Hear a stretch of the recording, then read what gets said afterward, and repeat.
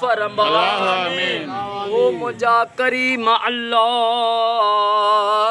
अॼु 29 मुहर्रम अॼु 29 मुहर्रम साईं गुलज़ार अली फुल पोटरो साईं जे घर महबूब जी सलवात थिए ऐं सुबुह खां वठी इमाम हुसैन जो साईं न्याज़ कंदा रहिया।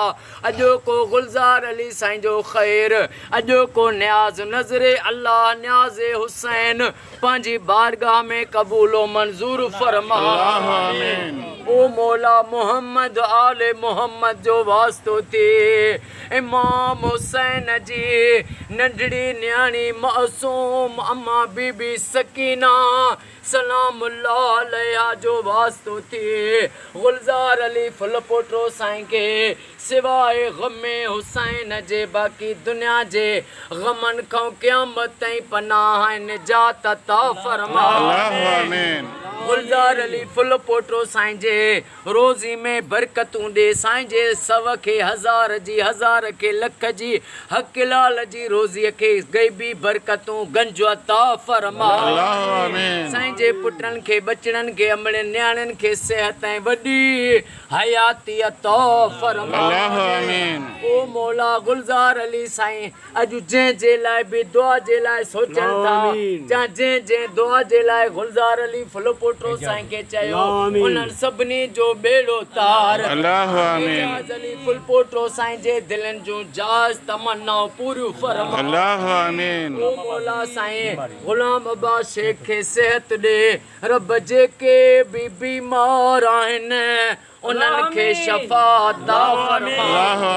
साईं नूर मोहम्मद लगारी साईं जे बच्चनि खे घर रखे आबाद फरमा। हे जेके साईं नात ख़्वान आया आहिनि साईं हाजी पहवर साईं कंहिंजे बच्चड़नि खे क़यामत ताईं आबाद फरमा। हाजी साईं बाबा हाजी अलव वधायो भंड साईं खे साईं जे बच्चड़नि खे मौला क़यामत ताईं आबाद फरमा। साईं दीदार अहमद सियाल साईं मोहम्मद बिलावल सियाल साईं खे ओ मौला सेहत ऐं वॾी खिज़री हयाती अता फरमा।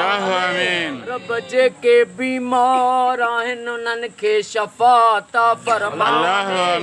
बे औलादनि खे औलाद अता फरमा।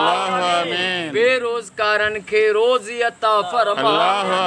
महबूब जी उम्मत खे फ़िरका वारियत खां बचा।